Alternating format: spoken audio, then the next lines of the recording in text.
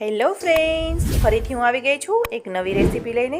Recipe તો જૂની છે પણ એની બનાવવાની ટ્રીક પણ થોડીક અલગ છે અને એને મેં અલગ અલગ લુક આપ્યું છે. રેસીપી એક છે પણ એના લુક 3 આપ્યા છે અને 3 રીતે મેં એને ગાર્નિશ કર્યું છે. અને ઇન્સ્ટન્ટ લાડુ પણ કહેવાય છે. ઇન્સ્ટન્ટ લાડુ એટલા માટે કહેવાય છે કે એમાં કોઈ ગેસની, કડાઈની, કુકરની તપેલીની જરૂર નથી, ગરમ કરવાની જરૂર નથી. માત્ર ફટાફટ 5 થી 10 મિનિટમાં તમે બનાવી શકો છો એવા સરસ એવા લાડુ બનાવ્યા છે મેં. એને દાળિયાના લાડુ છે અને લાડુ તો બધાને બહુ જ ભાવે છે. અને ચેનલમાં નવા હોય તો મારી ચેનલને સબસ્ક્રાઈબ કરી લેજો અને લાઇક કરજો. એનું બોક્સ પેકિંગ પણ મેં કરીને બતાવ્યું છે. તમારે નાનો મોટો બિઝનેસ કરવો હોય તો પણ આ રીતે તમે કરી શકો છો. અને મારી બધી ટ્રીક અને મારી ટિપ્સ આમાં બતાવવાની છું તો કઈ રીતે મેં લાડુ બનાવ્યા છે. તો ચાલો મારા રસોડામાં. આપણે લાડુ બનાવવા માટે ઘી, દાળિયા, ખાંડ અને ડ્રાયફ્રૂટ્સની જરૂર પડશે. અને આમાં ડ્રાયફ્રૂટ તમારી પાસે ના હોય તો એ પણ ચાલશે. અને એવું નથી કે જરૂર છે, એમને એમ પણ સરસ લાગે છે. બહારથી આપણે લાડુ લાવીએ છીએ તેમાં ડ્રાયફ્રૂટ નથી હોતા અને હું આ રીતે ગાર્નિશ કરું છું એટલે રાખું છું ડ્રાયફ્રૂટ. અને આટલી વસ્તુ આપણે જોઈશે. અને મેં કોઈ મેઝરમેન્ટ નથી લીધું કે આટલી વસ્તુમાં આટલો જોઈએ જ. અંદાજે આટલી વસ્તુ લીધી છે મેં. તો આપણે સૌ પહેલાં ખાંડને આ રીતે મિક્સર જારમાં લઈ લઈશું. ખાંડને પાવડર કરવાનો છે એકદમ. આપણે મિક્સર ચલાવી લઈશું. સરસ એવો ફટાફટ આપણું ખાંડ દળાઈ ગઈ છે. ને થોડું કરકરું રહેશે તો વાંધો નહીં આવે. એકદમ સાવ ઝીણો પાવડર નહીં થાય તો એ વાંધો નહીં. થોડું કરકરું હશે તો એ સ્વાદમાં તો સરસ જ લાગે છે. એક મોટું વાસણ લઈ લેવાનું. તમે જેટલું વધારે ઓછું કર્યું એ પ્રમાણે તમારે વાસણ લેવાનું છે. અને જે વધેલી ખાંડ છે એને આપણે રીતે ફરથી મિક્સર જારમાં લઈ લઈશું. એનો પણ પાવડર કરી લઈશું. તો હવે આપણી બધી ખાંડ દળાઈ ગઈ છે. તો આ રીતે મોટા વાસણમાં મેં કાઢી લીધી છે. અને એ જ મિક્સર જારમાં આપણે દાળિયાને એડ કરવાના છે. અને દાળિયાને પણ સેમ રીતે દળી લેવાના છે. આ રીતે દાળિયામાં થોડાક સેજ મોટું કરકરું હશે તો એ વાંધો નહીં આવે. તમને ફાવતું એ પ્રમાણે તમારે કરવાનું. થોડું કરકરું રાખવું હોય તો રાખી શકો છો ને એકદમ બારીક પાવડર કરવો હોય તો પણ કરી શકો છો. આ રીતે થોડી જગ્યા કરીને, ખાડો કરીને આપણે એમાં દાળિયાનો પાવડર એડ કરી દેવાનો છે. બધો કાઢી લેવાનો છે એમાં. આ રીતે આપણે બધો પાવડર કાઢી લઈશું. અને હવે આપણે એમાં વધ્યા છે એ દાળિયાને દળી લેવાના છે. તો આપણા બધા દાળિયા હવે દળાઈ ગયા છે અને એક સરખો પાવડર થઈ ગયો છે. ક્યાંક મોટા મોટા રહી ગયા હોય તો એ રીતે કાઢી લેવાના છે. અને આપણે ચાળવાની કે એવી કોઈ જરૂર નથી. આમાં ક્યાંક ક્યાંક મોટું હશે તો એ ખાવામાં આવશે તો સરસ જ લાગવાનું છે. અને થોડો પાવડર હું કાઢી લઉં છું. આ દળેલા દાળિયા છે ને કાઢી લેવાના છે. થોડું વધારે ઓછું થાય તો વાંધો ન આવે.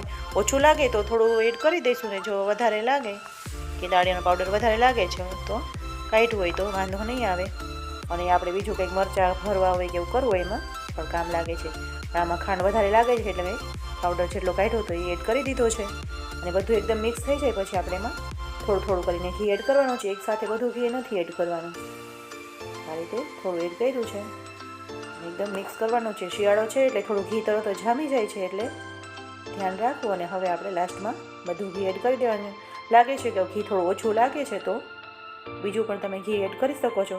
વધારે ઘી હશે તો પછી લાડવા બનાવશો એટલે સાઈડમાં નીકળવા લાગશે. એટલે ઘી થોડુંક પ્રમાણમાં ઓછું હોય તો સરસ લાડુ બનશે. આ રીતે આપણે હવે ચમચીથી મિક્સ નથી થતું એટલે ચમચીને બધું લઈ લેવાનું છે. થોડું પણ વેસ્ટ તો કાંઈ જવા જ નથી દેવાનું. ઘી તો અત્યારે મોંઘું છે અને ખોટું વાસણમાં વયું જાય ઘસવામાં. એના કરતાં આપણે બધું લઈને લઈ લેવાનું છે. આવી નાની નાની રીતને આપણે ધ્યાનમાં રાખશું તો આપણે થોડી બચત પણ કરી શકીશું. તો આ રીતે બધું લઈ લીધું છે. ને હવે આપણે હાથથી મિક્સ કરવાનું છે. એકદમ સરસ આપણે ચૂરમાના લાડુ બનાવી ત્યારે મિક્સ કરીએ એ રીતનું આપણે મિશ્રણ તૈયાર કરવાનું છે. તો સરસ મિક્સ થઈ ગયું છે. હું નાના નાના બારીક એવા લાડુ મારા કાનાજી માટે કરી લઉં છું. મારા ઘરમાં પણ બાળગોપાલ છે, લડ્ડુ ગોપાલ છે એટલે હું પહેલી વસ્તુ એમના માટે બનાવી જ લઉં છું. તો હું લડ્ડુ ગોપાલ માટે 6-7 લાડુ બનાવી લઉં છું. 5 થી 6 લાડુ તો મેં બનાવ્યા છે. આ રીતે તમે જોયું છે એકદમ નાની સાઇઝના લાડુ બનાવ્યા છે. અને હવે આ રીતના જે પેપર કપ આવે છે કે 1 કપ એને લઈ લઉં છું. મારી પાસે તો છે એટલે આમાં હું આને યુઝ કરવાની છું. તમારી પાસે અવેલેબલ ના હોય કે નથી તમારી પાસે તો તમે જે પોલિથીન આવે છે કોથળી સાડીઓની કે એની એને કટકા કરીને એક સરખી એક સાઇઝના બનાવીને રાખશો તો એમાં પણ તમે લાડુ બનાવીને સ્ટોર કરી શકો છો. તો અત્યારે તો હું પેપર કપ લઉં છું એટલે એકબીજાને ચીપકે નહીં અને સ્ટોર કરવા હોય તો એ આસાની રહે એ માટે પેપર કપ લીધા છે. અને આ બધી વસ્તુની કોઈ જરૂર નથી, ખર્ચો કરવાની પણ જરૂર નથી. આપણી પાસે જે હોય ઘરમાં એમાં જ આપણે હાજર હોય એમાં કરી શકીએ છીએ. કોથળી હોય તો એમાં રાખી શકીએ છીએ. કોથળીના ચોરસ ટુકડા કરીને તમે એમાં લાડુ બનાવીને પેક કરીને મૂકી શકો છો. અત્યારે મેં આ રીતે લાડુ બનાવ્યા છે અને પેપર કપમાં જ રાખ્યા છે. અને થોડું થીક થઈ જાય તો તમે ઓવનમાં કે માઇક્રોવેવ કે એવું હોય તો તમે સેજ ગરમ કરીને પણ ખાઈ શકો છો. તો આ રીતે ઇઝીલી ફટાફટ લાડુ બન્યા. તમે જોયું કે આપણે કોઈ ગેસની જરૂર નથી પડી કે કડાઈ, કુકર, તપેલી કોઈ વસ્તુની જરૂર નથી પડી. 2 થી 3 વાસણમાં આપણું બધું થઈ ગયું છે. તો તમે જોઈ રહ્યા છો એકદમ ઇઝીલી લાડુ બને છે. એને દબાવવાની પણ જરૂર નથી પડતી. આટલું ઘી છે, પહેલાં ઓછું લાગતું હતું, ઘી ઓછું હશે, પણ જ્યારે લાડુ બનાવશો ત્યારે તમને ખ્યાલ આવશે. એટલે સીધું તમારે ડાયરેક્ટ વધારે ઘી એડ નહીં કરી દેવું. તમને આવું લાગે લાસ્ટમાં લાડુ નથી બનતા, ભૂકો થઈ જાય છે, તો એડ કરવાનું. નહીંતર આવી રીતે સરસ એવા ઇઝીલી લાડુ બની જાય છે. અને હવે મેં બધા લાડુ બનાવી લીધા છે. એકદમ સરસ એવા લાગે છે પેપર કપમાં. અને ડ્રાયફ્રૂટ પણ મેં કટ કરી લીધું છે. તો તમે જોઈ રહ્યા છો એકદમ સરસ એવા લાડુ મસ્ત બન્યા છે. અને આપણે ગાર્નિશ કરી દેવાનું છે. જે તમારી પાસે હાજરમાં હોય એ જ તમે ગાર્નિશ કરી શકો છો. એવું ડ્રાયફ્રૂટ કેવું ના હોય તો એ કંઈ ખર્ચ કરવાની જરૂર નથી. આટલા સરસ એવા આપણા ઇન્સ્ટન્ટ લાડુ બની ગયા છે. અને મારા ઘરમાં તો છોકરાઓને, મારા દીકરાને બધાને બહુ જ ભાવે છે.